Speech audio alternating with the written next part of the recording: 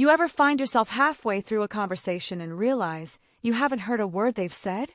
Not because your ears don't work, but because your heart's too busy rehearsing what you'll say next? I've been there. After my wife passed, I'd gnawed through family dinners like a bobblehead, desperate to fill the silence with my own stories. But here's what I learned. The deepest connections aren't made by talking. They're made by listening, really listening. And friends, it's a muscle we've let atrophy. Today, we're dusting off the forgotten art of listening. 5 simple ways to turn "how's the weather" into "tell me more." Let's start with the one that changed everything for me.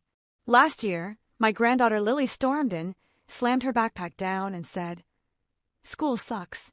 Old me would have launched into "when I was your age," but instead, I bit my tongue, counted to 5, and said, "That sounds hard." She froze, then burst into tears. Turns out, her best friend had ghosted her, and she'd been holding it in for weeks. All she needed was permission to feel heard. Here's your challenge. Next time someone shares a problem, wait 5 seconds before responding. Let the silence breathe. You'll be shocked how often they answer their own questions, or finally spill what's really wrong. My friend Martha used to knit through our entire coffee dates. Click-clack, click-clack. I'd talk about my arthritis, and she'd murmur, "MMM," without looking up. Felt like chatting with a metronome. Then one day I tried something radical. I set down my coffee, looked her square in the eyes, and said, "How's your hip replacement really going?" She dropped the needles, cried for 20 minutes. Turns out, her son hadn't called in months. Your eyes are flashlights in the dark. When you aim them at someone, really aim them, you're saying, "You matter more than my to-do list." Even if it's just for 3 minutes. Now, I know what you're thinking. But what if they don't want to talk? Oh, they will. The grandkids, the neighbors, even the cashier who's rung up your oatmeal for years. We're all starving to be seen. You know, after we talked about pausing and eye contact, my buddy Carl challenged me to a chess match. "Bet you can't listen and play," he said. Turns out he was right, but not for the reason you'd think. My hands get fidgety, always have. Used to drive my wife nuts during serious talks. Then I learned, listening isn't passive. It's a full-body sport. Now, when my grandson vents about school, we build Lego towers. When my sister grieves her divorce, we knit scarves for strangers. Our hands stay busy so our hearts can speak freely. The trick? Pair the conversation with a shared task. Fold laundry, wash dishes, sort buttons. It takes the pressure off eye contact and lets truth slip out sideways. "Hi, Mom, just checking in." Old me, "Great. How's work?" New me, "You're checking in a lot lately. Everything okay?" After 60, we've earned a PhD in subtext. That midnight call from your son? The neighbor's sudden interest in your antique lamps? They're not random. They're breadcrumbs to bigger stories. "Dear Ethel, the azaleas are blooming early this year." Translation: "I'm lonely since Harold died." Your homework. Next time someone serves small talk, ask, "What's really blooming?" You'll be amazed how quickly the walls crumble. Atticus Finch said it best. You never really understand a person until you consider things from his point of view, until you climb into his skin and walk around in it. Turns out, climbing into someone's skin starts with shutting your mouth and opening your hands.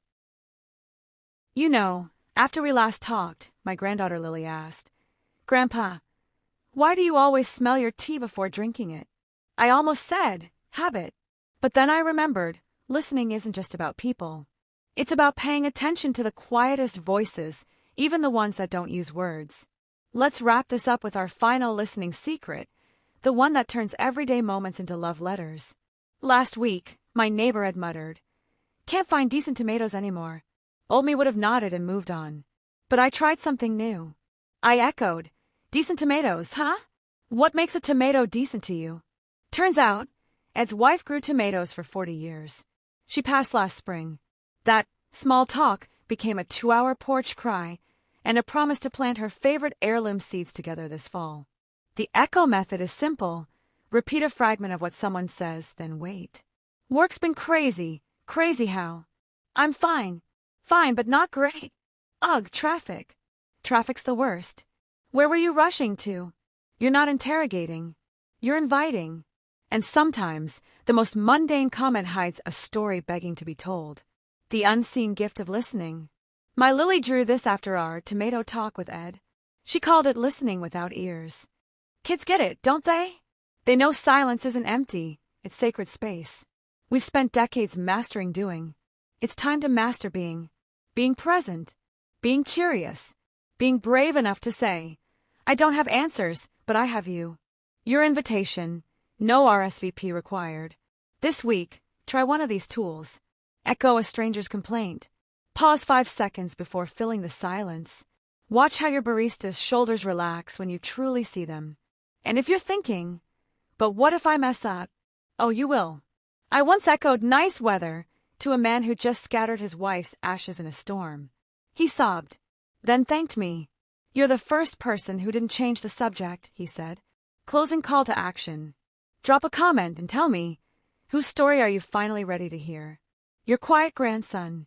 The widow at the bus stop. Yourself. Let's build a chorus of listeners here.